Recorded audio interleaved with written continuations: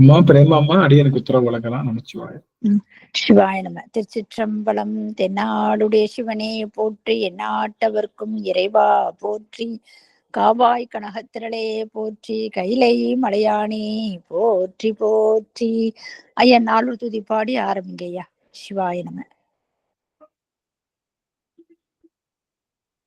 திருச்சிற்றம்பலம். புலியற்கோங்க பொழித்த புகழியற்கோங்கழல் போற்றி, ஆலிமிசை கல்மிதப்பில் அணைந்த பிரான் நடி போற்றி, வாலி திருநாவலூர் வன் தொண்டர் பதம் போற்றி, ஊழிமளி திருவாதூரர் திருத்தாள் போற்றி, ஒளிமளி திருவாதூரர் திருத்தாள் போற்றி. ஆடன்வெல்லாம் சொக்கநாதருடைய திருவருளும், அங்கற்கண்ணி மீனாட்சியுடைய திருவருளும், மாணிக்க வாசருடைய குருவர்களும் ஒன்றாக சேர்த்து இந்த திருவாசக சிந்தனை அமர்வு என்ற நிலைக்களத்தை நமக்கு பரிசாக தந்திருக்கின்றது. அப்பேற்பட்ட திருவருளையும் குருவருளையும் அடியேன் மனம் மொழி மெய்களினாலே வழிபாடு செய்கின்றேன். மேலும் இங்கு குழுமி இருக்கக்கூடிய அத்துணை அடியார் பெருமக்களுடைய திருவடி தாமரைகளையும் அடியேன் சென்னிமேல் சூட்டி மகிழ்கின்றேன். திருச்சிற்றம்பலம். சிவாயம் சிவாயம்.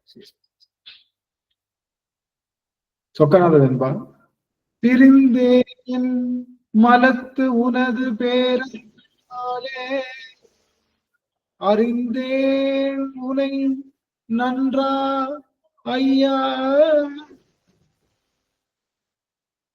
செறிந்த வின்பப் பூரணா செங்கமல பொற்பாதா, கூடலில் வாழ் ஆரனா சொக்கனா, கூடல் வாழ் ஆரனா சொக்கனா.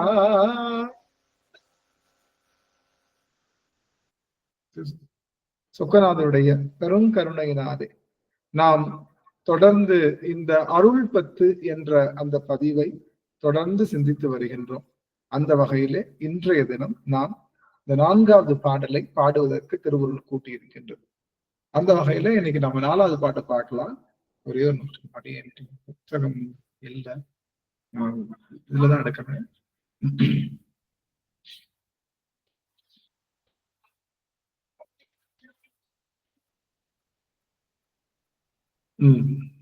எங்கள் நாயகனே அதுல பார்த்தாச்சுன்னு நினைக்கிறேன். கமல நான்முகனும் தானே பார்க்கணும். ஆமாங்கய்யா.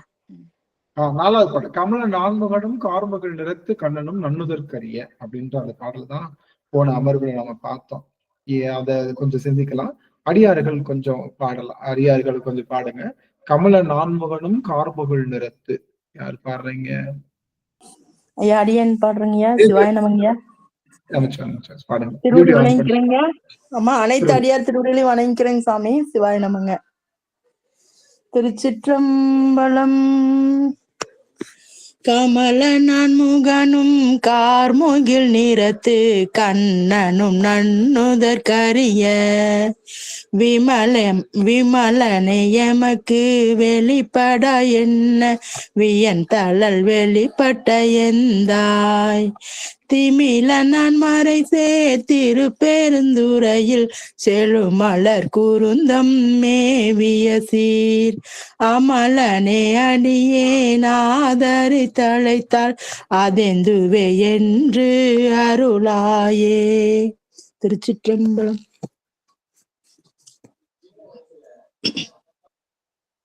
அருமை அருமை சுவாமி, ரொம்ப மகிழ்ச்சி. மதில அம்மா அம்மா வாய்ப்பு இருக்குதுங்களா? பாட முடியுங்களா சுவாமி? சிவாய நமங்கய்யா. திருச்சிற்றம்பலம். தென்னாடுடைய சிவனே போற்றி, கமல நான் முகனும் கார்முகில் நிறத்து கண்ணனும் நன்னுதற்கரிய விமலனே எமக்கு வெளிப்படா என்ன வியந்தழல் வெளிப்பட்ட எந்தாய், திமில நான் மறைச திருப்பெருந்துறையில் செழுமலர் குருந்தம் மேவிய சீர், அமலனே அடியே நாதரி தழைத்தலதந்துவே என்றருளாயே. அமலனே அடியினாதரி தழைத்தலதந்துவே என்றருளாயே. திருச்சிற்றம்பலம். ஒரே ஒரு நாலுமே யாரும் சாமி, ஒரே ஒருவருக்கு மட்டும் வாய்ப்பு, இன்னும் ஒரே ஒருத்தவங்க மட்டும் பாடலாம். யார் பாடுறீங்க சுவாமி? யாராவது கொஞ்சம் வாலண்டியர் பண்ணுங்க. யாராவது பாடணும்னு ஆசைப்படுறீங்கன்னா அது பாடலாம். இந்த பாட்டு கமல நான்முகனும் சரளாமா வந்திருக்காங்க நினைக்கிறேன். சுவாமி வாய்ப்பு இருக்குதுங்களா? கமல நான்முகனும் கார்முகல் நிறத்து கண்ணனும். திருவடி பண்ணிடுறேன் ஐயா. திருச்சிற்றம்பலம். திருவடி வணக்கம். திருவடி வணக்கம். சயனம் இந்த ஒரு நிமிஷம்.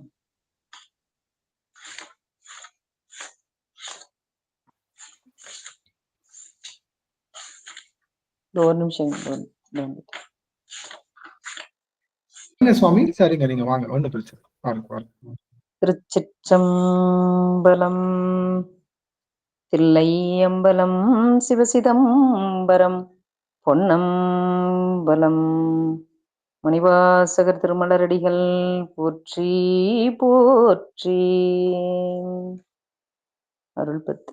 கமல நன்முகனு கார்முகில் நிறத்து கண்ணனு நன்னுதற்கு அறிய விமலனை எமக்கு வெளிப்பட என்ன வியந்தழல் வெளிப்பட்ட எந்தாய் திமிலனன் மறைசே திருப்பெருந்துறையில் செழுமலர் குறுந்தோம் மேவிய சீன் அமலனை அடியே நாதரி தழைத்தால் அதந்துவை என்றருளாயே. அமலனை அடியே நாதரி தழைத்தால் அதந்துவை என்றருளாயே. நன்றி. நன்றிங்க சுவாமி. நன்றி அமைச்சோம்.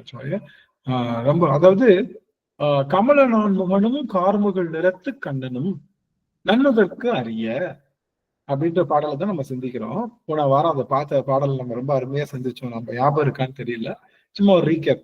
அதுக்கு முன்னாடி அருள் பத்து அப்படிங்கிறது என்ன அப்படின்னா, இது மகாமாய சுத்தியை விளக்க வந்த பாடல். மகாமாய சுத்தி என்பது என்ன அப்படின்னு பார்த்தோம்னா, இந்த மாயை என்பது கொஞ்சம், அதாவது இந்த பிறவிக்குன்னு ஒரு மாயை இருக்கு, இந்த பிறவிக்குன்னு மட்டும் ஒரு மாயை இருக்கு. அந்த மாயைன்னு சொல்லுவோம். நான் எடுக்கின்ற எல்லா பிறவிக்கும் வருகின்ற மாயை சத்தா அது மகாமாயைன்னு சொல்லுவோம்.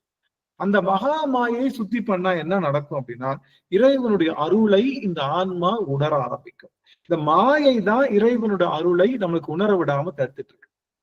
என்னங்க, நாங்க மாயையெல்லாம் விட்டு கடந்துட்டோம், நாங்க ரொம்ப வந்துட்டோமே அப்படின்னா, நம்ம பக்தி பண்றது கூட ஒரு மாயை பிம்பத்தை உருவாக்கிடும்.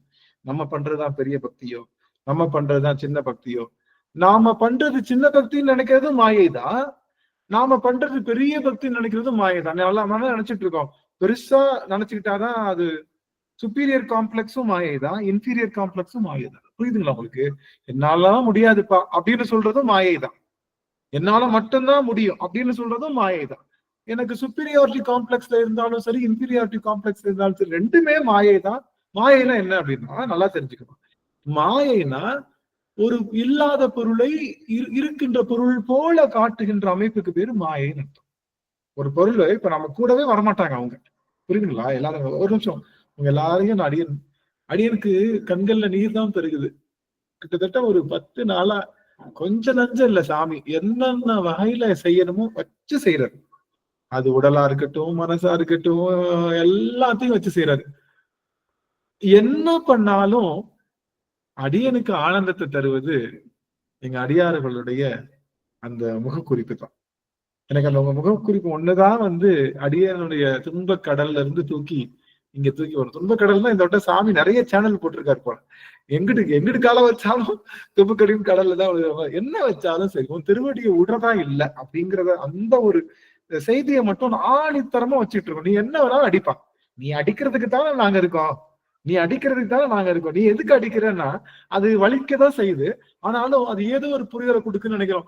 சரி, இந்த புரிதல் வந்துருச்சு, அவங்க பரவாயில்ல, அடியெல்லாம் சரியா வாங்கிட்டோம் போல நினைச்சா இதுக்கப்புறம் இன்னொரு புரிதலுக்காக இன்னொரு அடி. அப்படி சுவாமி அருமையா ரொம்ப அழகா சொல்லுவாங்கல்ல, அழகா வச்சு செஞ்சிட்டு இருக்காரு. அதனால அது அந்த வகையில அடிய பேரு பெற்றவன் நினைக்கிறேன்.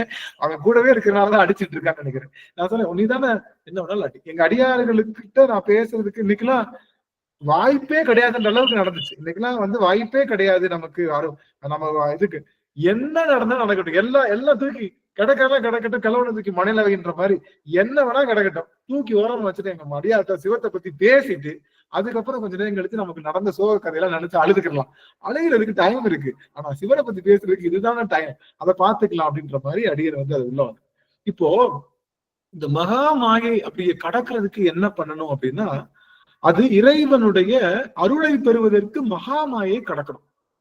மகா மாயை என்பது இந்த பிறவிக்கு மட்டுமல்ல, எடுக்கின்ற எல்லா பிறவிக்கும் தருகின்ற மிகப்பெரிய விஷயம். என்னால பார்க்க முடியும். தேவி அம்மா ரொம்ப நாள் கழிச்சு ரொம்ப மகிழ்ச்சியா இருக்கு. தேவி அம்மா, மதிலா அம்மா, லோகன் ஐயா, நடராஜன் ஐயா, சுசிலா அம்மா அவர்களை பார்க்க முடிஞ்சது, பிரேமா அம்மா பார்க்க முடிஞ்சது, புவனேஸ்வரி அம்மா, சாந்தி ஆறுமுகம் அம்மா, சரஸ்வதி அம்மா, சந்திரமணியன் அம்மா, ராஜேஸ்வரி அம்மா, இவங்க எல்லாத்தையும் என்னால பார்க்க முடியுது. அடியன் செய்த பெரும் சரளா அம்மாவையும் நான் பார்த்தேன். சாருமதி அம்மா பார்க்க முடியல, சித்தா அம்மா பார்க்க முடியல. வாய்ப்பு இருந்தா நீங்க வந்து உங்களுடைய மொபைல் கொடுக்கலாம். சரி, ரொம்ப மகிழ்ச்சி. இதை விட ஒரு பெரிய மகிழ்ச்சி உலகத்துல அடியனுக்கு இருக்காது. இது வார்த்தைக்காக சொல்வது அல்ல, உங்களுக்கு வந்து இங்க இருந்து பார்க்கும் போதுதான் தெரியும் இந்த மகிழ்ச்சியுடைய உச்சம். சரி, அப்போ இந்த பிறவியில இருக்கின்ற மாயையை மட்டும் நீக்குவது இந்த பாடல் அல்ல, எடுக்கின்ற பிறவி தோறும் வருகின்ற மாயையை நீக்கிறான். அப்ப எல்லா மாயைக்கும் ஒரு முற்றுப்புள்ளி வைக்கிறதுக்காக வந்த பாடல் தான் இந்த அருள் 10. எவ்வளவு அருமை பாருங்களேன். எல்லா மாயை நமக்கு நாம உலக மாயிலிருந்து நீங்கிட்டோம், உண்மைதான் இல்ல. இங்க இருக்கிற மேக்சிமம் இங்க அடியார்கள் எல்லாம் வந்து உலக மாயையில விட்டு நீங்கிட்டோம். நமக்கு இப்போ பக்தி மாயை, அருள் மாயை அதுதான் கொஞ்சம் இருக்கு. சரி, அது பாக்குறதுக்கு முன்னாடி இந்த மாயைன்னா என்னன்னா, இந்த மாயை இல்லாத பொருள் இருக்கிற பொருள் மாதிரி காட்டும், இருக்கிற பொருள் இல்லாத பொருள் மாதிரி காட்டும். அதுதான் மாயை. நீங்க பாத்தீங்கன்னா இந்த காணொலி கேள்விப்பட்டிருக்கீங்களா சுவாமி? அதாவது நீங்க வந்துட்டு மாயை படைத்தது இறைவன் தான், அந்த மாயை கொண்டு வந்தது இறைவன் தான் அப்படின்னு சொன்னீங்க. இப்ப மாயை அதுல இருந்து விடுபடணும் அப்படிங்கிறீங்களா? அது எதை என்ன? அருமை அருமை அருமை. இதாவது ஆணவம் என்ற இருளிலிருந்து நம்ம நீங்குவதற்காக இறைவனாக உருவாக்கப்பட்ட ஒரு இருள் தான் இந்த மாயை. இறைவன் செஞ்சது, இறைவன் கொடுத்த நன்கொடை தான் இந்த மாயை. இந்த மாயில நம்ம ஏன் நீங்கணும் அப்படின்னா, ஏற்கனவே சொல்லியிருக்கோம், இதுக்கான பொருள் ஏற்கனவே சொல்லியிருக்கோம். அம்மா சரியான கேள்வி கேட்டாங்க. இறைவன் கொடுத்தது தானே மாயை இல்ல, அது ஏன் விட்டு நீங்கணும்? அவன் கொடுத்தது தானே மாயை. ஆமா தானே, இறைவன் தானே நமக்கு மாயை கொடுத்திருக்கான், இறைவன் தான் மாயை கொடுத்தான். இறைவன் அதனால நம்ம என்ன பண்ணோம், அந்த மாயை வச்சு நம்ம கண்மம் பண்ணணுன்றதுக்காக மாயை கொடுத்தோம்.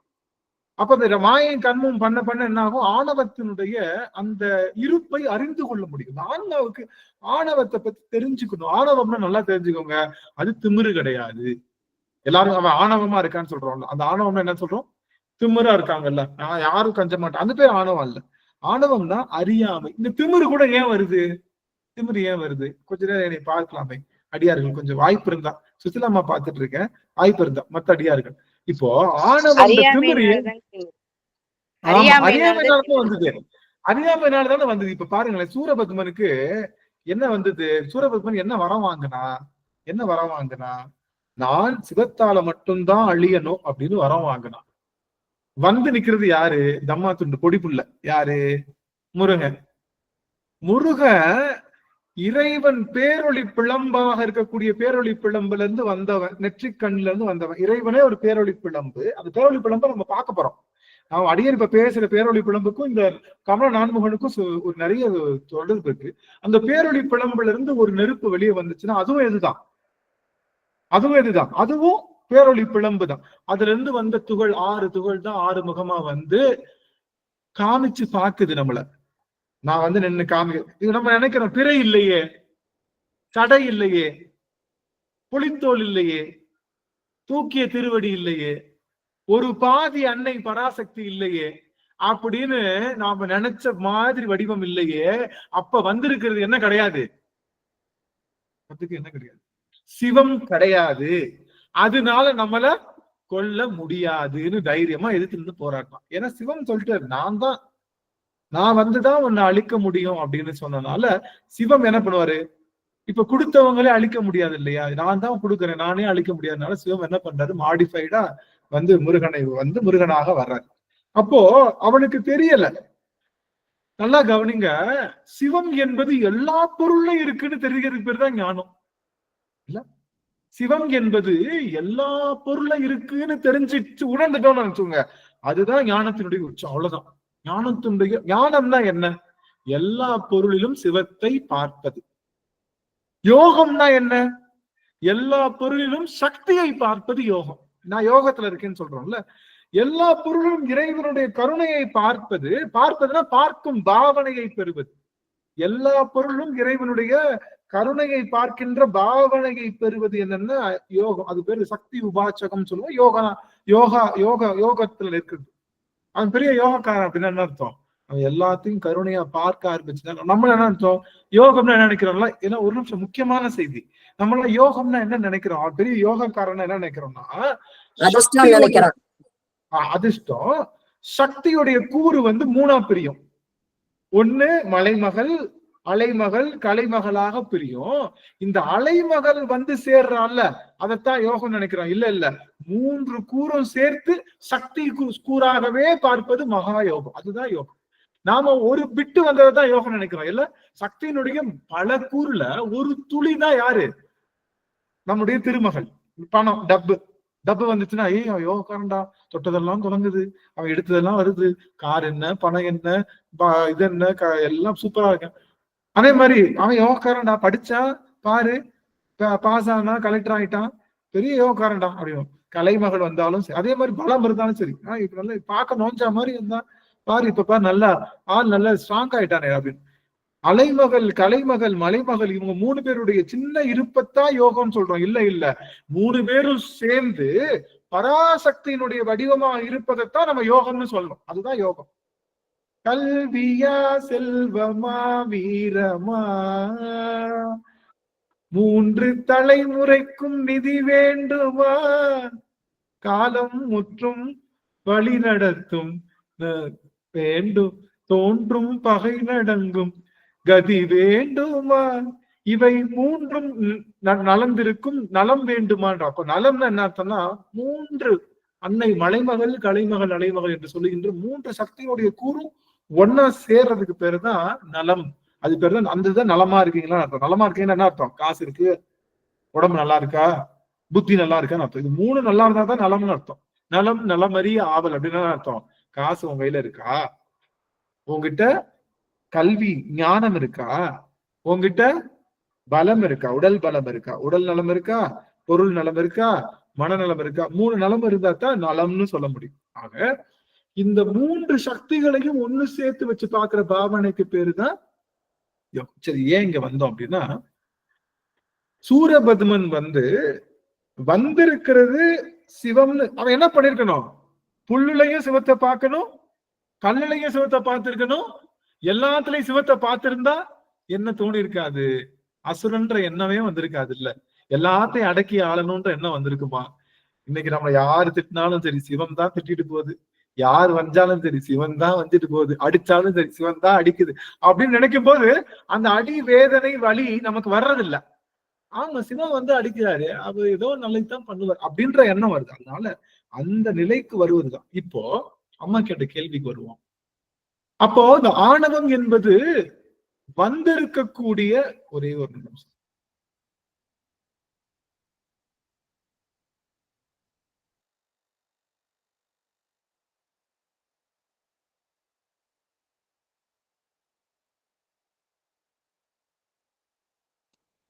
ஐயா மீட்ல போயிடுச்சுங்க ஐயா, கேக்கல. அம்மா அவர் வேற கால்ல இருக்காருமா, கூப்பிட்டு பேசுவாருங்க, ஆன் பண்ணுங்க. வரன்னு இருக்கிறாரு ஐயா, அமைதியா இருங்க ஐயா. வரன்னு இருக்கிறாரு, அவர் வீட்டுல போட்டுதான் போயிருக்கிறாரு, வருவார் ஐயா.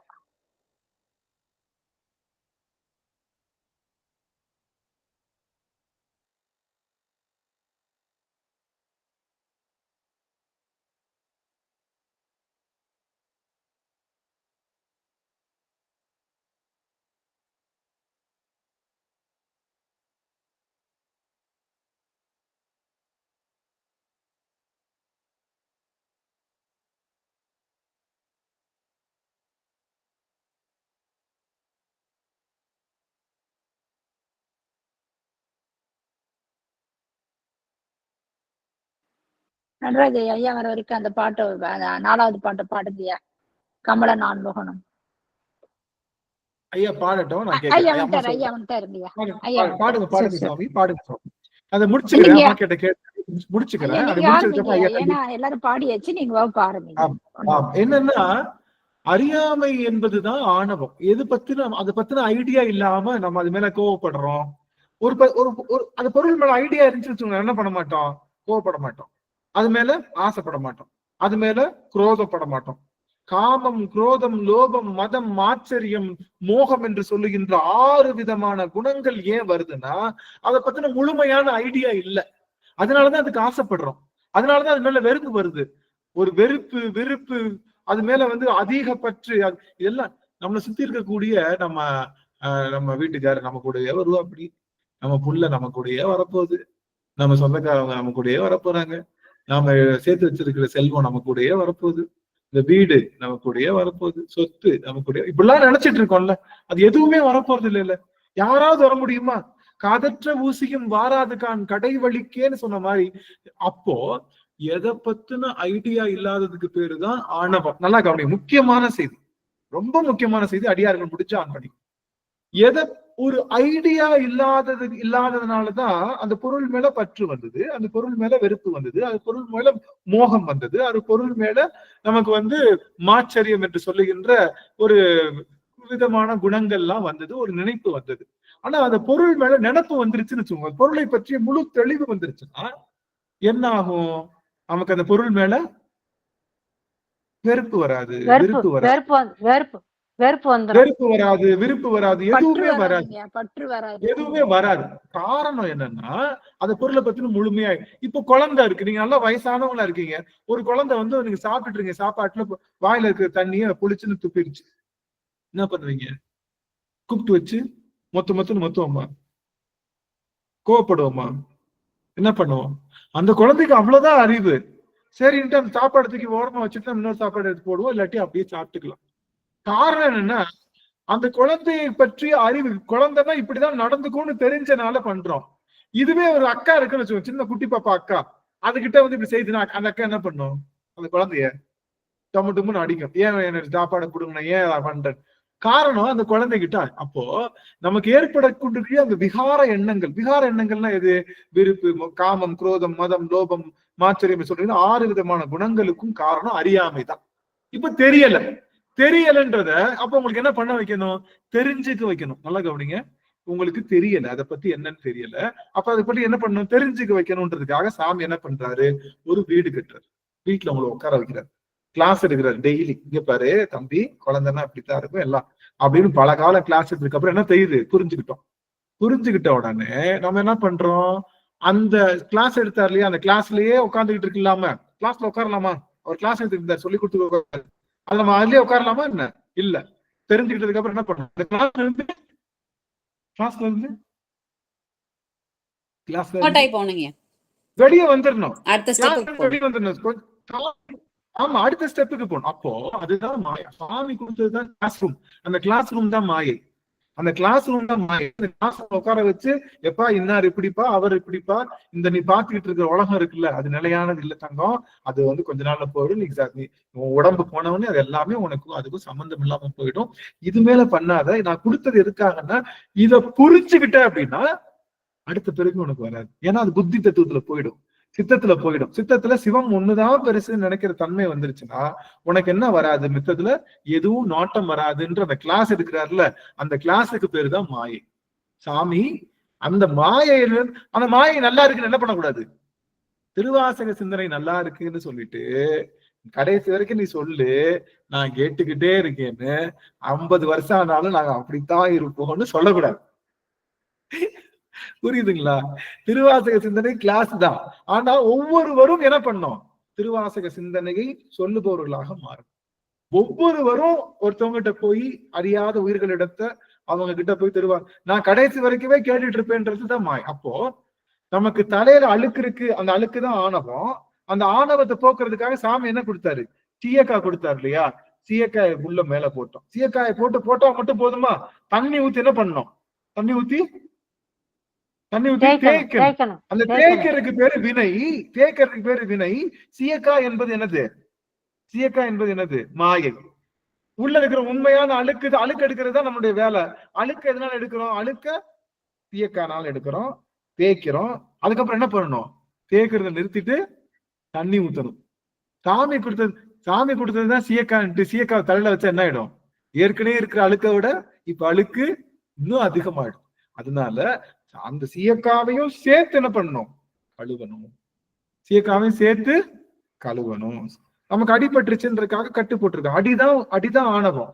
கையில இருக்கிற அடி புண்ணு இருக்கு இல்லையா, அது பேர் தான் ஆணவம். அதுக்கு மேல கட்டு போட்டிருக்காங்கல்ல, அது பேர் என்னது? மாயை. ஆனா புண்ணு ஆறுறதுக்கு அப்புறம் என்ன பண்ணணும்? கட்டு அழகா இருக்கு இல்ல, நான் கடைசி வரைக்கும் கட்டிக்கிட்டே இருக்கேன்னு சொல்லக்கூடாது. அது மாதிரி முதல்ல கட்டை அவித்து பார்த்தாதான் உள்ள புண்ணு ஆறி இருக்கா ஆறலையான்னு தெரியும். அப்ப அது கட்டை அவிழ்வதுதான். இப்ப சாமி கொடுத்தது அந்த சீயக்கா. அந்த சீயக்காவை கழுவணும். சீயக்காவை கழுவும் போது என்ன? எதுவும் கழுவிடும், எதுவும் வந்துடும். வினை போயிடும். இல்ல, வினை அழுக்கு என்ற ஆணவமும் சேர்ந்து போயிடும். அது போல நாம இங்க வினை செய்துட்டு இருக்கிறதுக்காகனா தெரிஞ்சுக்கிறது. எதை தெரிஞ்சிருக்கு வந்தோம்? எதை தெரிஞ்சுக்க சாமி வந்தோம்? சிவத்தை தெரியறதுக்காகத்தான் வந்தோம். ஆமா, சிவத்தை தெரிஞ்சுக்கிட்டோம் அப்படின்னா மத்த பொருள்ல ஒண்ணும் இல்ல. அந்த நினைப்பு வந்தனாலதான், நல்லா கவனிங்க, அடியனை சாமி வச்சு செஞ்சாலும் இது ஒண்ணும் இல்லப்பா. கையவே துண்டா வெட்டி எரியிறியா? இது நிரந்தரம் இல்ல. உன் நினப்பு எந்த சூழல்லையும் என் மனத்துல இருந்து அழியாம அந்த எண்ணத்தை வச்சிருக்கேல்ல, அதுதான் இந்த பிறவியில நீ கொடுத்த பெருஞ்சொத்து. அது எனக்கு இருக்கு சாமி. நீ கை என்ன தலையவே துண்டா வெட்டி எரிஞ்சாலும் சரி, இந்த மனமானது உன் திருவடியை நோக்கித்தான் பயணிக்கும் அப்படிங்கிற ஆணித்தரமான அந்த எண்ணத்தை உருவாக்கிட்டோம். அவ்வளவுதான். அப்படி நடக்கும்போது தலை துண்டானாலும் வலி வராது, கை துண்டானாலும் வலி வராது, எது வேணாலும் வலிச்சாலும் நீ ஏதோ காரணத்துக்கு செய்யறன்ற. புரியுதுங்களா?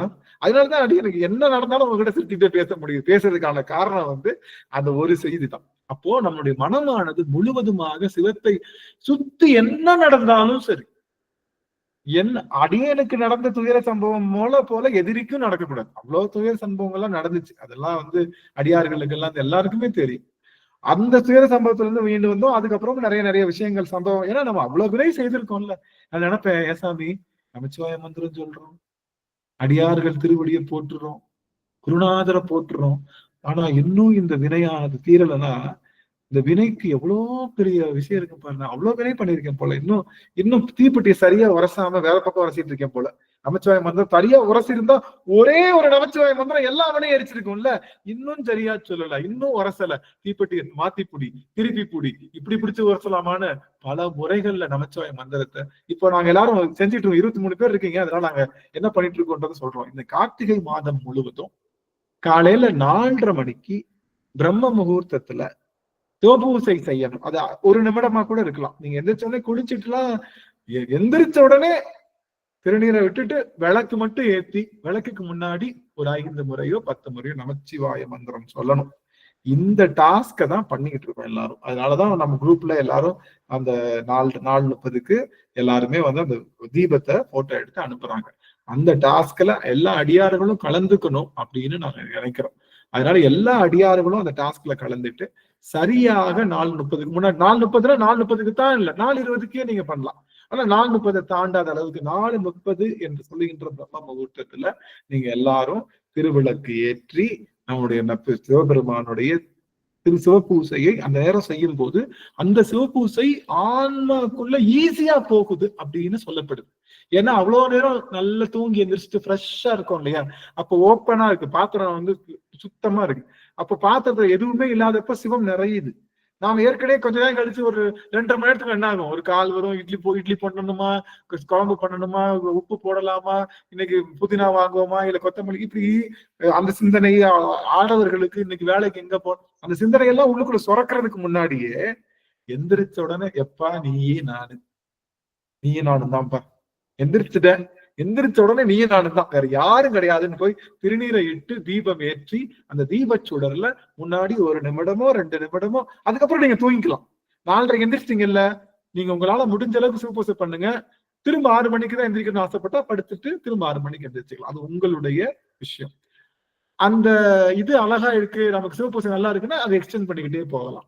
4 to 6 நம்ம நேரம் சிவபெருமானுக்கும் நமக்கும் உள்ள நேரமா நினைச்சுக்கிட்டு வேற யாரையும் உள்ள விடாம வேற எண்ணங்கள் சுரக்காம சிவபெருமான நாம வழிபாடு செய்யணும்ன்ற அந்த டாஸ்கை தான் பண்ணிக்கிட்டு இருக்கோம் எல்லாரும். அதனால கார்த்திகை மாதம் சொல்லியிருக்கோம், ஆனா அது எக்ஸ்டெண்ட் மார்கழியும் எக்ஸ்டெண்ட் ஆகும். மார்கழி மாசம் கண்டிப்பா எந்திரிக்கணும்ல. அப்ப கார்த்திகை மார்கழி 2 மாசமும் முடிந்த அளவுக்கு அந்த அந்த பிரம்ம முகூர்த்தம் இருந்துச்சு எல்லாரும் பண்ணுங்க. அது எல்லாருக்கும் அடியா அந்த டாஸ்கை நான் சொல்லிக்கிறேன். என்ன நடந்திருக்குன்னு போன வாரம் அடியார்கள் வராதனால தெரியாது இல்லையா? சரி, அப்ப அந்த அருள் பத்து என்று சொல்லுகின்ற இந்த விஷயம் என்ன எதை குறிக்குதுன்னா, நாம இந்த மகா மாயையிலிருந்து நீங்கிறது. மகா மாயை இறைவன் கொடுத்ததுதான், நோ டவுட். ஆனா சாமி என்ன பண்ணாரு, கிளாஸ் எடுக்கிறதுக்கு நம்ம கூப்பிட்டுருக்காரு. கடைசி வரைக்குமே திருவாசக சிந்தனையில உட்காந்துட்டு கவனிச்சுக்கிட்டே இருப்போம் அப்படின்னா அதுக்காக நம்ம வரல. கவனிச்சு பக்குவப்பட்டு அடுத்த நிலைக்கு சின்ன முட்டையிலிருந்து புழுவாகி, புழுவுல இருந்து என்ன ஆகணும், அதுக்கடுத்து பட்டர்ஃபிளை ஆகி முதிர்ச்சி பெற்ற நிலைக்கு போகணும். அந்த முதிர்ச்சி பெற்ற நிலைக்கு போகணும்னா கண்டிப்பா இது வந்து நீங்கணும். இந்த கிளாஸ் என்ற மாயை சிவபெருமான் நமக்கு சொல்லி கொடுக்குறான். கிளாஸ் அதுதான் மாயை. சிவபெருமான் என்ன சொல்லி கொடுக்குறான், நேத்து இருந்தவன் இன்னைக்கு இல்ல பாத்தியா சொல்றான் நம்ம கிட்ட. நேத்து இருந்தவன் இன்னைக்கு இல்ல, இன்னைக்கு இருக்கிறவன் நாளைக்கு இல்ல. அதனால என்ன பண்ணக்கூடாது, அந்த பொருள் மேல பார்க்க நான் எப்பவுமே இருப்பேன், நான் எப்பவுமே இருப்பேன் அப்படின்னு அவன் சொல்லிக்கிட்டே இருக்கான் நம்ம கிட்ட. ஆனா நம்ம என்ன பண்றோம், நீ தானே எப்பயும் இருக்க, இவங்க எல்லாம் போயிருவாங்க, அதனால நான் உன்னை கடைசியில வந்து பாத்துக்கிறேன், நீ இவங்க கூடயே போய் ஸ்பெண்ட் பண்ணிக்கிறேன்னு சொல்றதுக்காக போறோம். அந்த மாதிரி இல்லாம இவங்க கூடயே ஸ்பெண்ட் பண்ணணும். அது நமக்கு பெருமான் இட்ட விதி. அதுக்காக எல்லாத்தையும் விட்டுட்டு கணவனுக்கு உதவி செய்யணும், மனைவிக்கு உதவி செய்யணும், குழந்தைங்களுக்கு சாப்பாடு செய்யணும், குழந்தைங்களுக்கு படிப்பை கொடுக்கணும், அது எல்லாம் செஞ்சாலும் இவங்க வந்து இவங்கதான் நமக்கு சதம் நினைச்சிட்டு இறைவனை மறந்துடக்கூடாது. இறைவன் அவன் தான் முழுச்சு, அவனுக்கு அடுத்துதான் எல்லாரும் அப்படின்ற அந்த எண்ணத்துக்குள்ள நம்ம வருவதுக்கு பேருதான் விஷயம் இறைவனை. அப்ப அந்த எண்ணத்துக்குள்ள வரக்கூடிய ஆற்றலை தருவது. இது நம்மளை போலதான் நினைச்சிட்டு இருந்தாங்க யாரு, கமல நான்முகனும் கார்முகன் நிறத்து கண்ணனும். இவங்க 2 பேருமே நன்னுதற்கரியன்னா அவங்களால என்ன பண்ண முடியல, இறைவனை உணர முடியல. நன்னுதற்கரிய விமலனேன்ட்ட.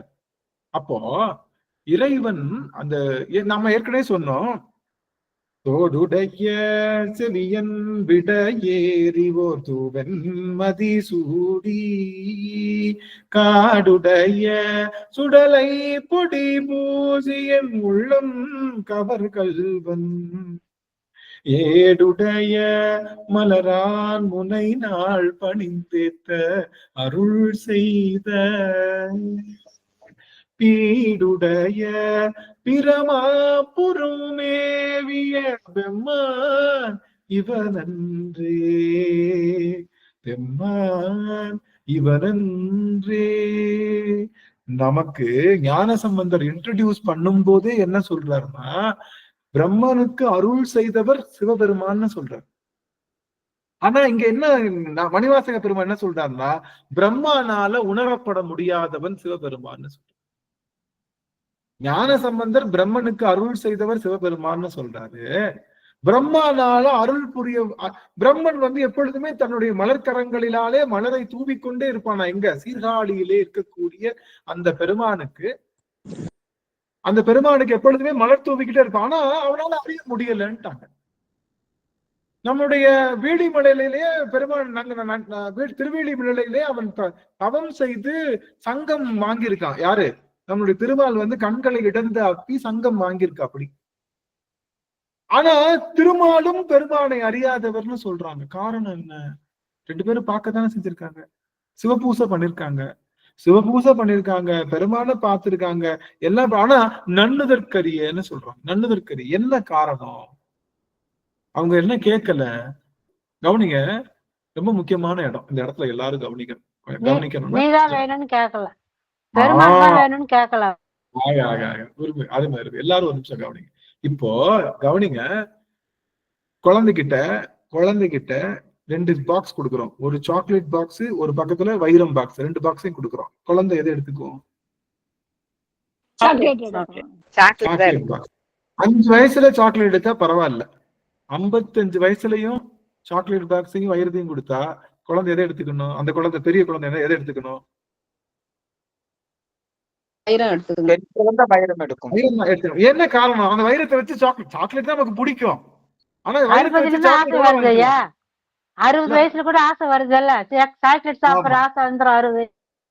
அததான் சொல்றேன். அது சாக்லேட் நமக்கு பிடிச்சிருந்தாலும் அறிவு என்ன வேலை செய்யணும்னா, இந்த வைரம் கிடைச்சதுன்னா சாக்லேட் ஃபேக்டரியே வாங்கி டெய்லி சாப்பிடலாமே சாக்லேட்.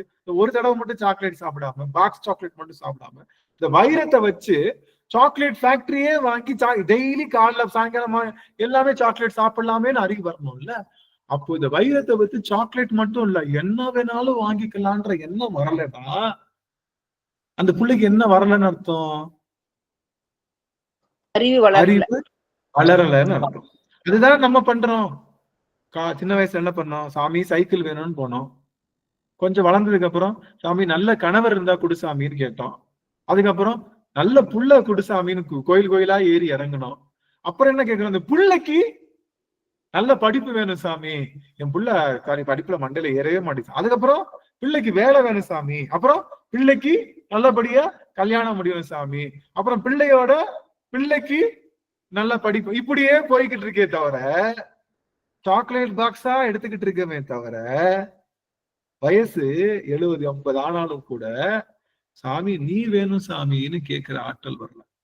இந்த பிரம்மன் வழிபாடு செய்யறது எதற்காகன்னா, அவனுக்கு ஏற்பட்ட துயரத்தை சாபத்தை நீங்கிக் கொள்வதற்காக. திருமால் வழிபாடு பட்டது எதற்காகன்னா, சங்கம் வாங்குவதற்காக. சங்கம் வாங்குறதுக்கு பதிலா இவர் என்ன பண்ணிருக்கலாம்? யோ நீ தயா வேணும் அப்படின்னா அவன் கிட்ட இருக்கக்கூடிய சங்கம், அவன் கிட்ட இருக்கக்கூடிய சக்கரம், அவன் கிட்ட இருக்கக்கூடிய மணிக்கணும் சக்கரம் தான் வாங்கணும், சங்கம் வாங்கல, சக்கரம் தான் வாங்கணும். அப்ப இந்த சக்கரம், அவன் கிட்ட இருக்கக்கூடிய சூலம், அவன் கிட்ட இருக்கக்கூடிய எல்லாத்தையும் வாங்கிக்கலாம்ல, எல்லாத்தையும் வாங்கினதுக்கு அப்புறம் என்ன தோணும்? எதையுமே பயன்படுத்த தேவையில்லை. ஏன்? எல்லாத்தையும் வாங்கினதுக்கு அப்புறம் ஆசை பாசம் எதுவுமே இல்லை, இதை நான் பயன்படுத்த வேண்டிய அவசியமே இல்லைன்னு சொல்லி சிவபெருமான் எப்படி எல்லாத்தையும் பயன்படுத்தாம நினைக்கிறானோ அதுதான் நம்மளும் பயன்படுத்தாம. அப்படி அந்த எண்ணம் வராதனால இவர்கள் இருவருமே என்னது, சிவபெருமானை நேர்ல பார்த்தும் சிவபெருமானை வழிபாடு செய்தும் அவர்களால சிவபெருமானை உணர முடியல. அது மாதிரிதான் நம்மளும். அப்ப நம்ம சிவபூசையில சிவபெருமான வழிபாடு செஞ்சாலும் நேர்ல பார்த்தாலும் என்ன பண்ணாலும் நாம சிவத்தை கேட்காத வரைக்கும் நமக்கும் என்ன கதிதான்? பிரம்மனுக்கும் திருமாலுக்கும் உள்ள கதிதான்.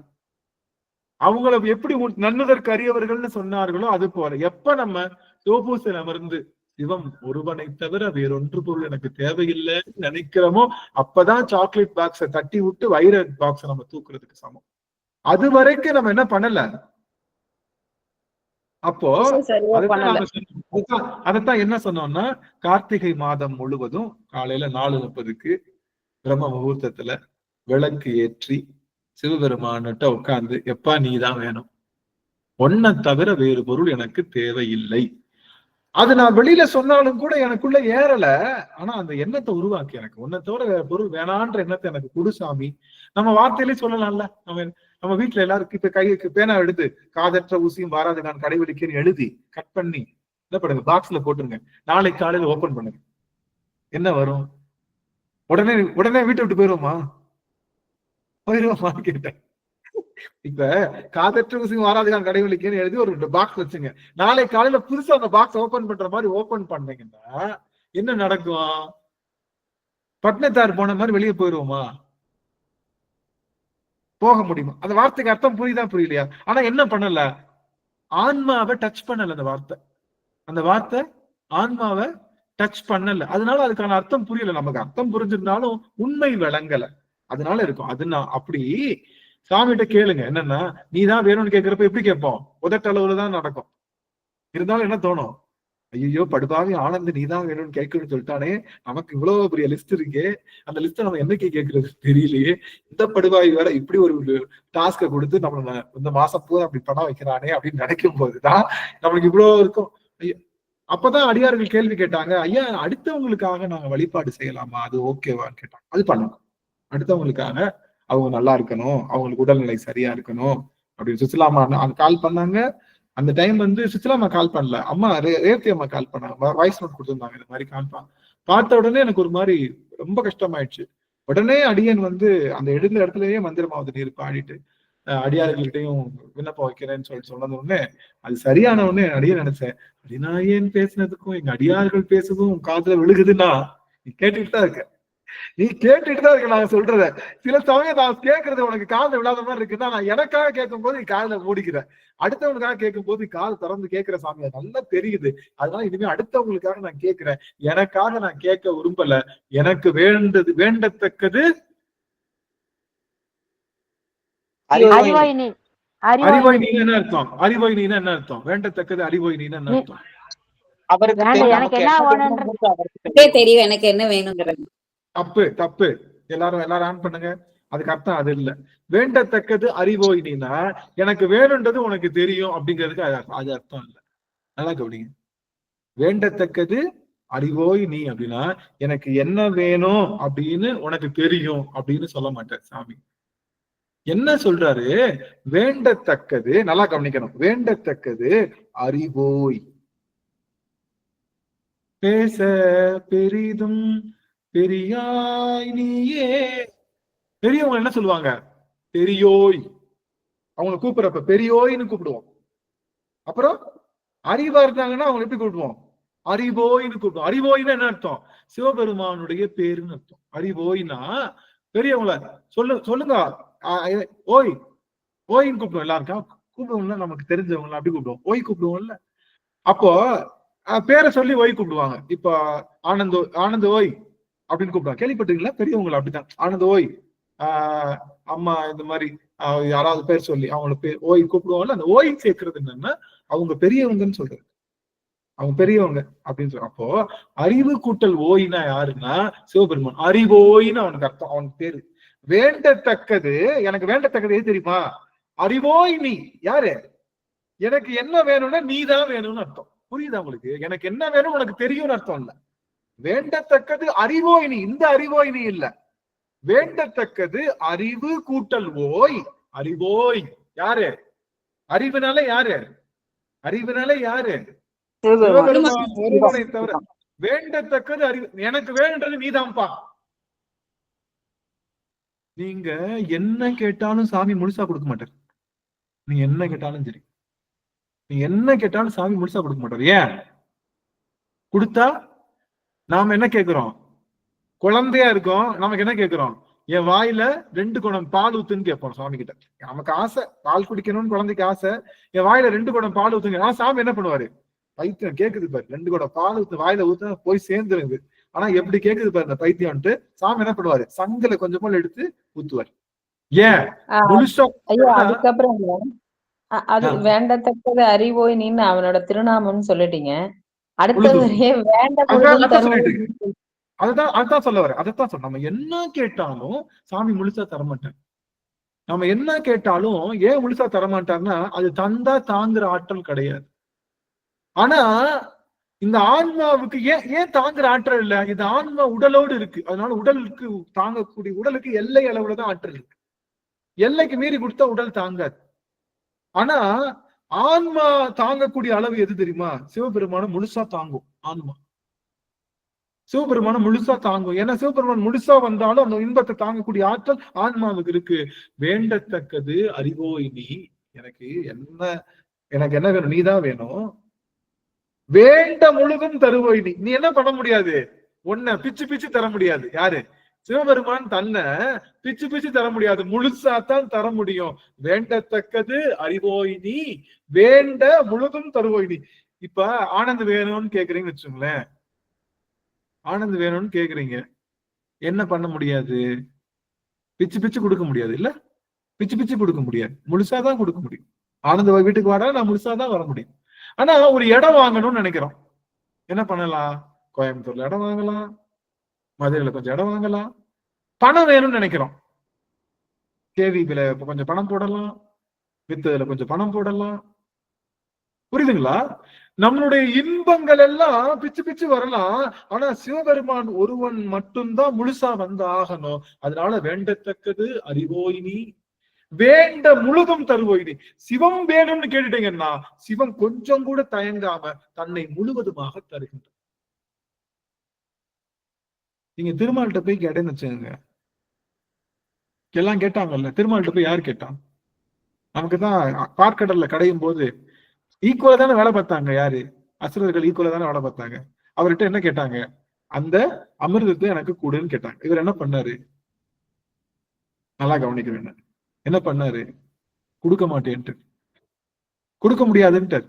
கொடுக்க முடியாம தேவர்களுக்கு மட்டும் கொடுக்கும் போது என்ன பண்ணிட்டாங்க?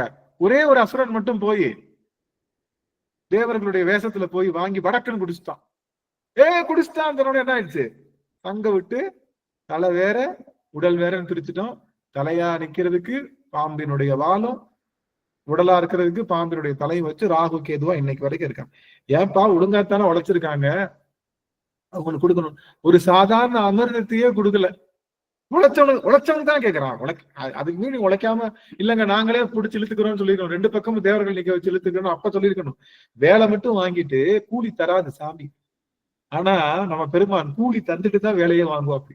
நம்ம சிவபெருமான் எப்படி கூலி தருவார்னா முழுவதுமாக தருபவன் சிவபெருமான் முழுவதுமா. அப்போ சிவபெருமான்ட்டு நம்ம கேட்கக்கூடிய வரம் என்ன அப்படின்னா, வேண்டத்தக்கது வேண்டத்தக்கது வேண்டத்தக்கது சிவம். சிவம் அறிவோயினி.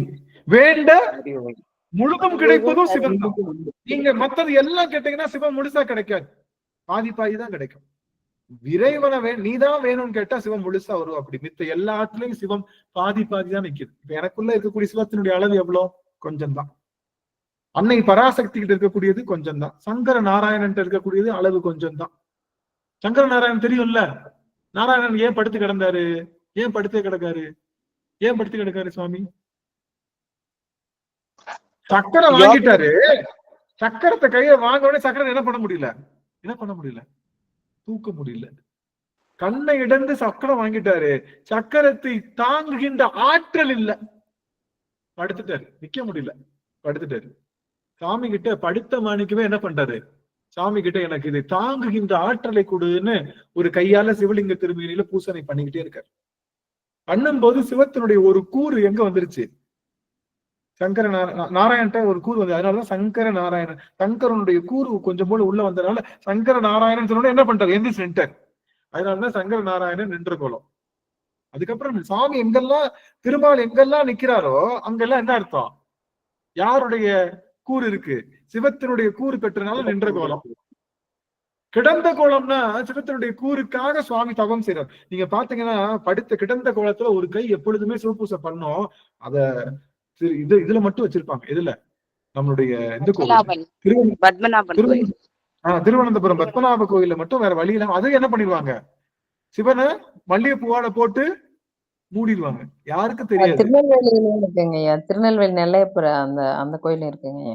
இருக்கு. ஆமா, கிடந்த கோலத்தை எல்லா கிடந்த கோலத்திலையும் சிவனுடைய கூறு வேண்டி அவர் தவம் செய்வார். அப்போ சிவனுடைய கூறு ஜம்மா துண்டு கிடைச்ச உடனே எந்திரிச்சு நின்றாரு. நம்மளும் நிக்கிறோம் இல்லையா? நமக்கும் சிவத்தினுடைய கூறு கொஞ்சம் போல இருக்கு.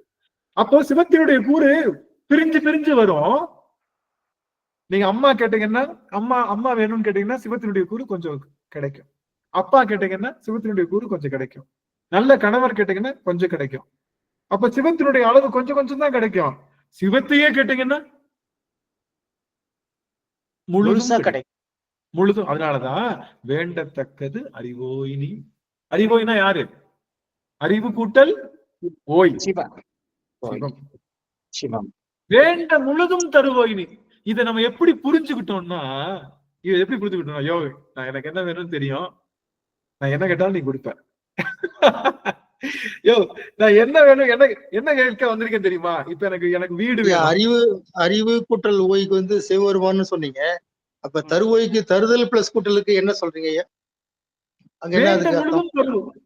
இல்ல தருவோயும் யாருதான்?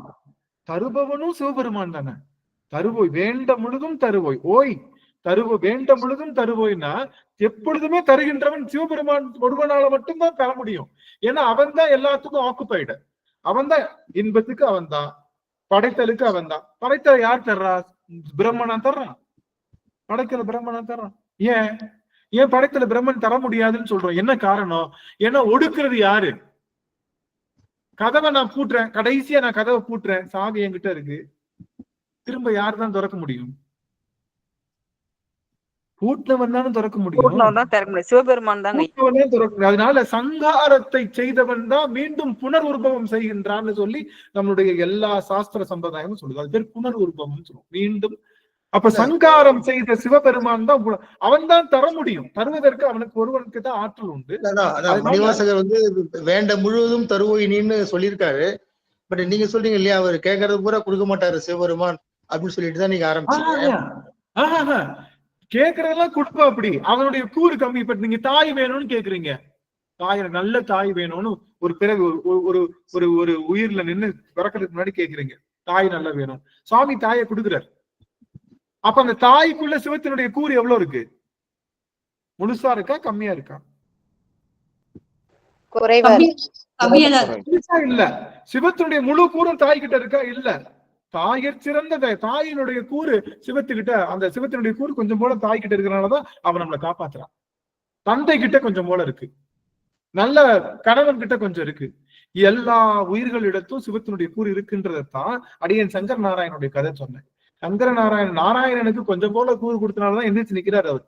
அப்படி தன்னுடைய கூரை ஒவ்வொருவருக்கும் பிரிச்சு பிரிச்சு கொடுக்கிறார். அதனாலதான் ஏகன் அநேகன் இறைவனடி பால். எதை கேட்டாலும் கொடுப்பான்.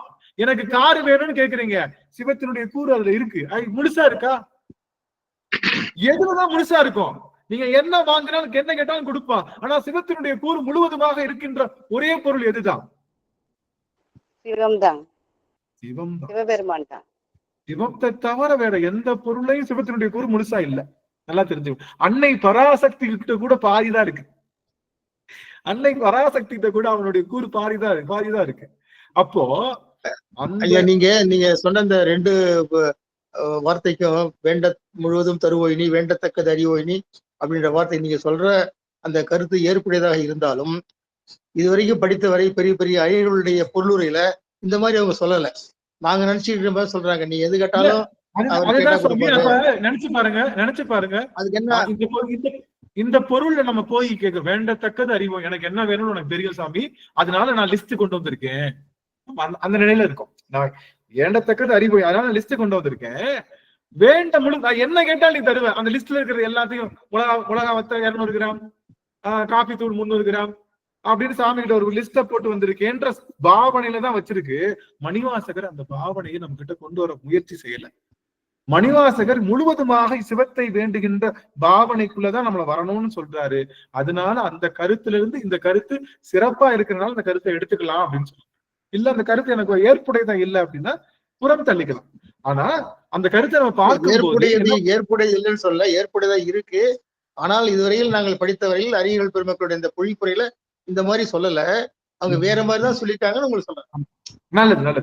ஏன்னா நம்மளுடைய பாவனை மணிவாசகருடைய அந்த ஃப்ளோலயே தான் நம்ம போறனால, மணிவாசக சிந்தனை தான் நமக்குள்ள வரனால, இதுவும் அடியனால சொல்லப்படுதா? இது ஒரு நிறைய மணிவாசகர் கேட்டா ஃபுல்லா குத்துவார் போடுங்க, நம்ம எல்லாம் கேட்டா கிடைக்காது, கஷ்டம் நினைக்கிறேன். அப்படி இல்ல அதான் சொல்றேன். அதாவது பெரியோரை வியத்தலும் இளமே, சிறியோரை இகழ்தலும் அதனிலும் இளமே.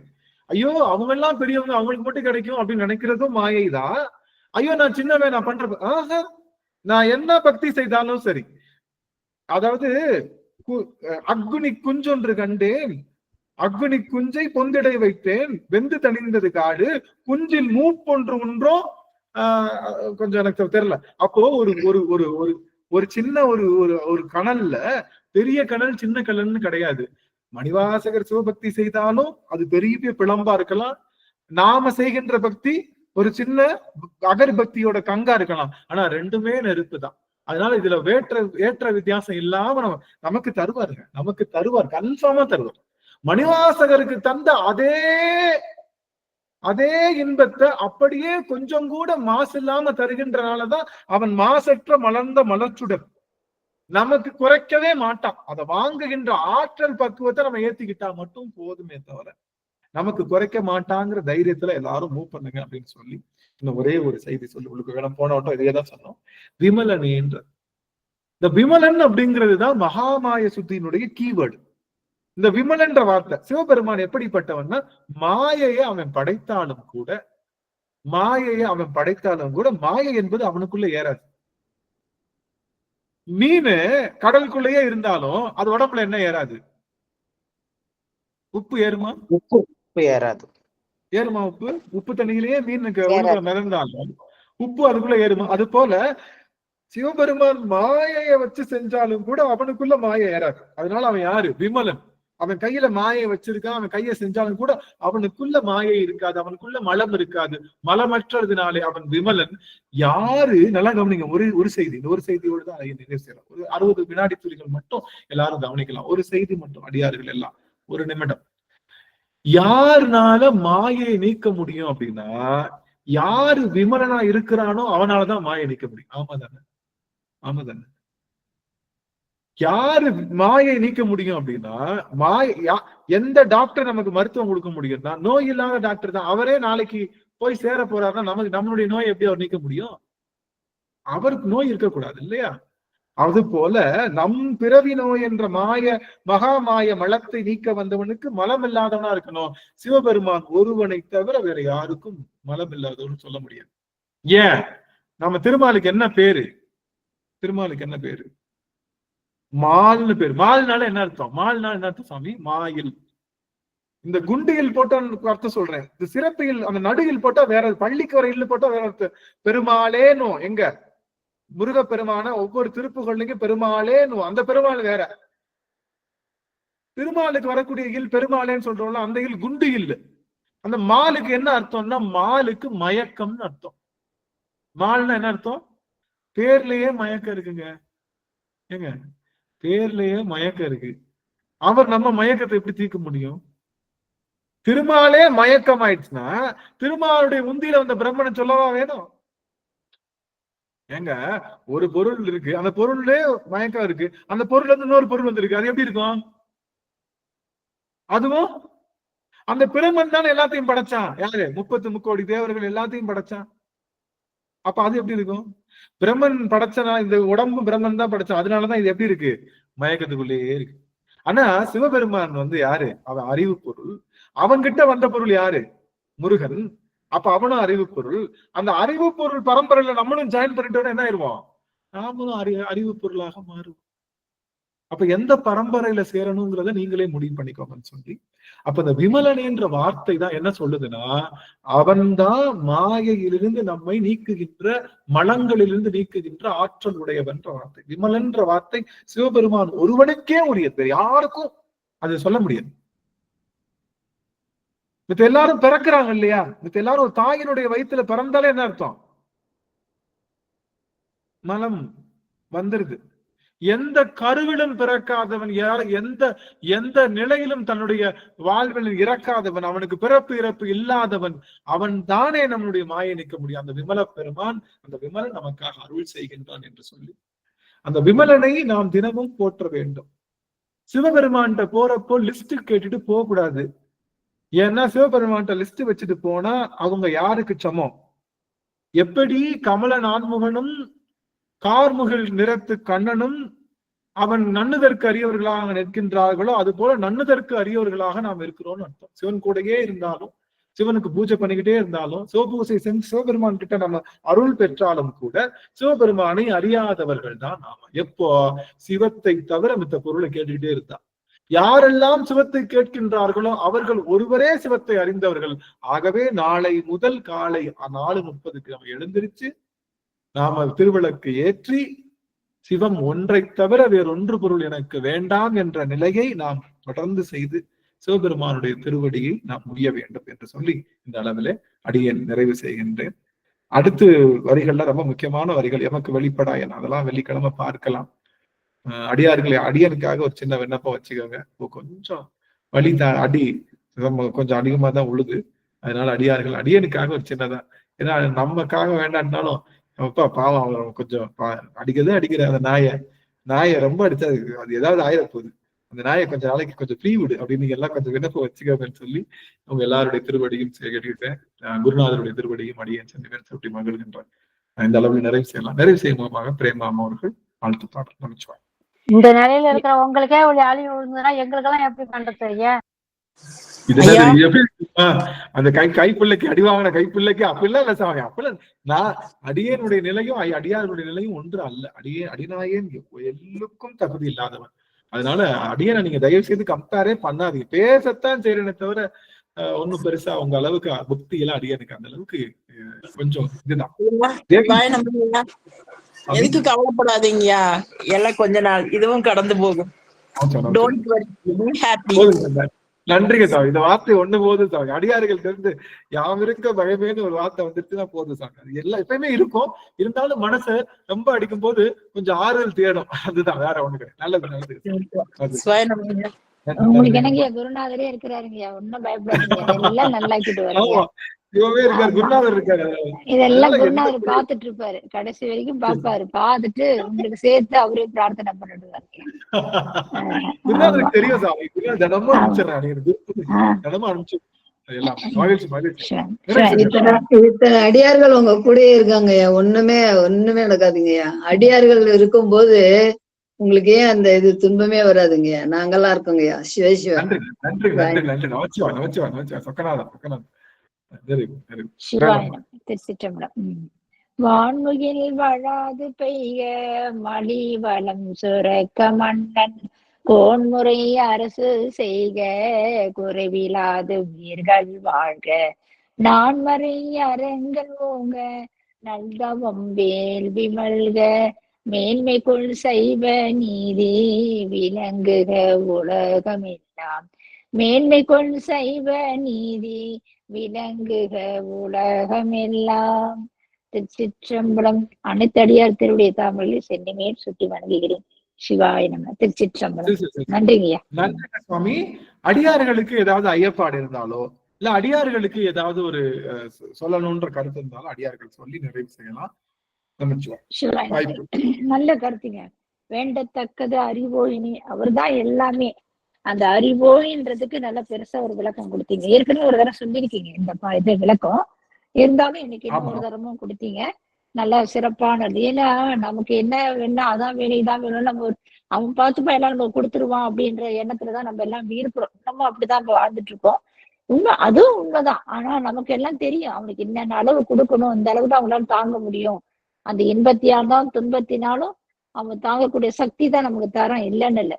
இருந்தாலும் நம்ம அதோட உட்பொருத்து என்ன, எப்ப மேலோட்டமான கருத்தை நம்ம உண்மையை புரிஞ்சுக்கிறோம். ஆனா உள்கருத்து என்ன அப்படின்றத ரொம்ப அழகா எடுத்து சொன்னீங்க.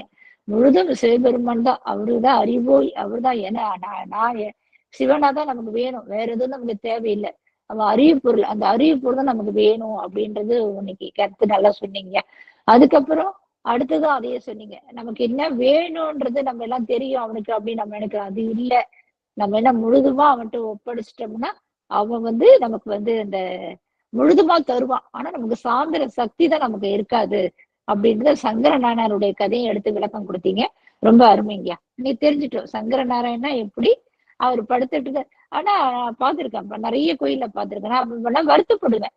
என்னன்னு கேட்டா அந்த கைக்கு கீழே சிவபெருமான கூட ரொம்ப உருவமா வச்சிருப்பாங்க. அந்த கொஞ்சமா இவ்வளவு பெரிய உருவத்தை பெருமாளை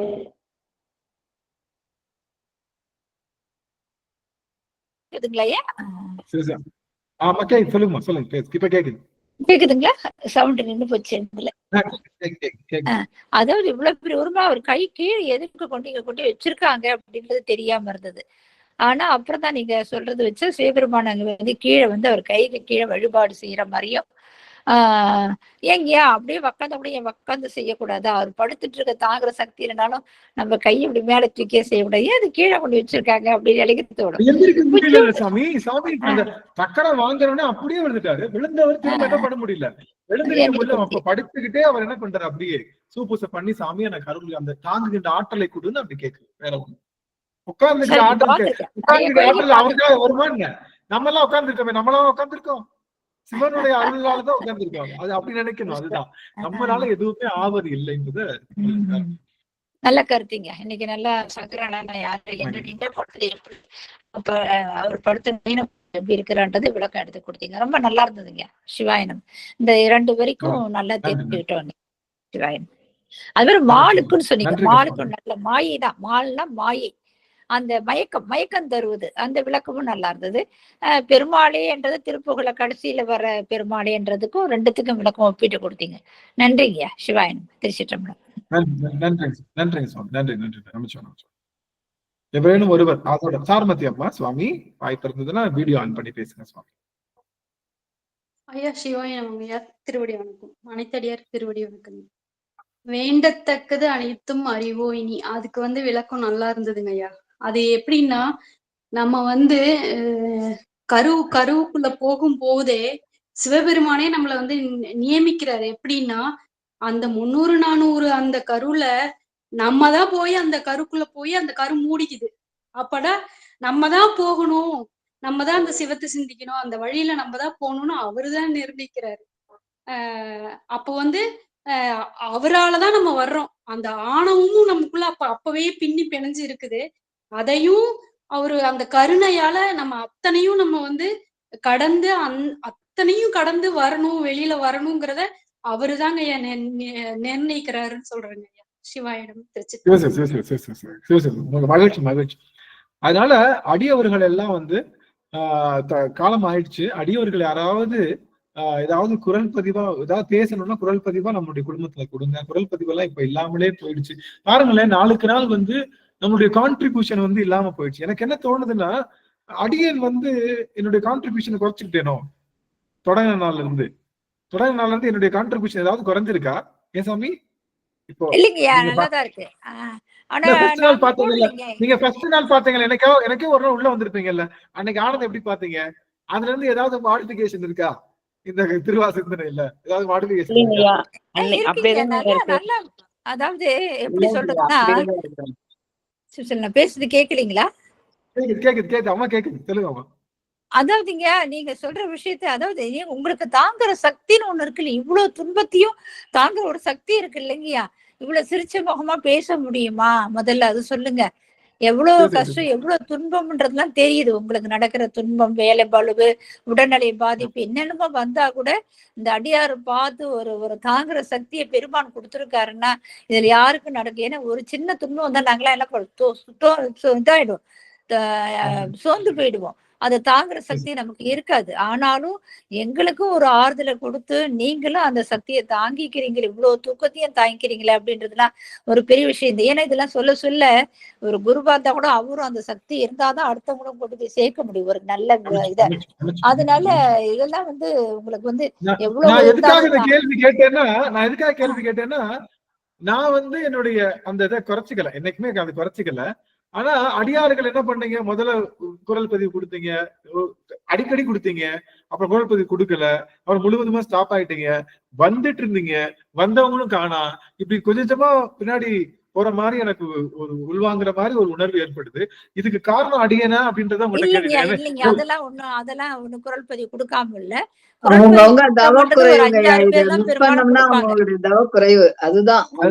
அடியவர்கள் நான் கெஞ்சி கேக்குறது என்னன்னா, உங்களுடைய குரல் ஏன் சொல்ல வரேன்னா, குரல் பதிவு கொடுக்கறதுனால எனக்கு ஒன்னும் பெருசா அது அடியன் இதா அதனால ரொம்ப அதிகமா என்ன காரணம், நீங்க சிவத்தை நினைச்சிட்டு இருக்கீங்கன்னு அடியன் சொன்னது. அது கேட்கிறவங்களும் சிவத்தை அந்த செகண்ட் நினைப்பாங்க. நீங்க இப்ப சொல்றப்போ ஒரே கருத்தை தான் 10 பேர் எல்லாரும் சொன்னாலும் கூட அந்த ஒவ்வொரு செகண்டும் அதை பிளே பண்ணி கேட்கிறப்போ அது சிவத்தை நினைக்கக்கூடிய அந்த ஆற்றல் நமக்கு கிடைக்கும்ன்றதுனாலதான் அடியன்னு சொல்றாங்க. அதனால உங்களுக்கு ஏதாவது ஒரு ஐயா, நாங்க பெரும்பாலும் நான் பார்க்கக்குள்ள ஒரு 6-7 அடியார் தான் கொடுத்துட்டு இருக்காங்க. அப்ப இருந்து பாத்துட்டு இருக்கோம், இல்லன்னு இல்ல. அடியெல்லாம் நான் இப்ப அந்த ஓப்புலயே ஓரளவுக்கு சொல்லிடுறதுனால திருப்பி அதே தான் நான் நிறுத்த போறேன்.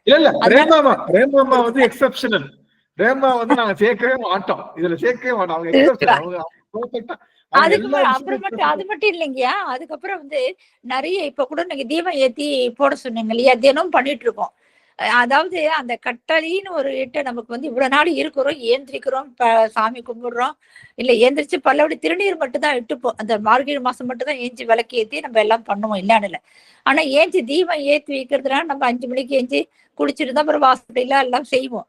இன்னைக்கு நீங்க அந்த 4 மணிக்கு ஏஞ்சி 4 மணி அலாரம் வச்சு கரெக்டா அந்த 4 மணிக்கு ஏந்திரிச்சு அந்த நம்ம முதல்ல சுத்தப்படுத்திட்டு திருநீர் இட்டுக்கிட்டு முதல்ல விலைக்கு ஏத்திடுறது. விலைக்கு ஏத்திட்டு அதுக்கப்புறம் நம்ம குளிக்கிறோம்னா அதுக்கப்புறம் அடுத்த நிமிஷம் ஒரு 10 நிமிஷம் மட்டும் குளிச்சுட்டு வரேன்.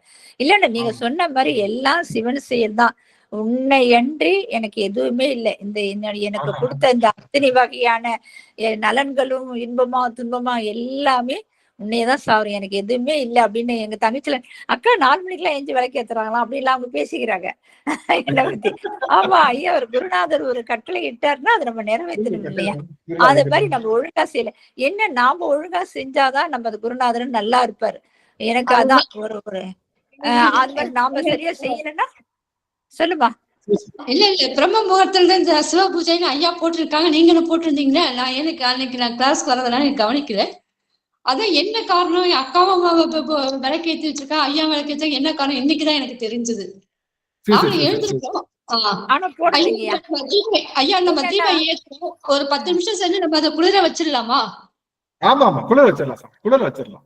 ஒரு 10 நிமிஷம் எந்திரிச்ச உடனே அவனோட கனெக்ட் ஆயிருக்கு. அதுக்குதான் இந்த டாஸ்கோட விஷயம். எந்திரிச்ச உடனே வேற சிந்தனைகள்லாம் ஊறுவதற்கு முன்னாடியே அவனையே யோசிச்சு அந்த அடிநாத சிந்தனை அவனோடு கனெக்ட் ஆகிறதுக்காக இந்த ஒரு பயிற்சி.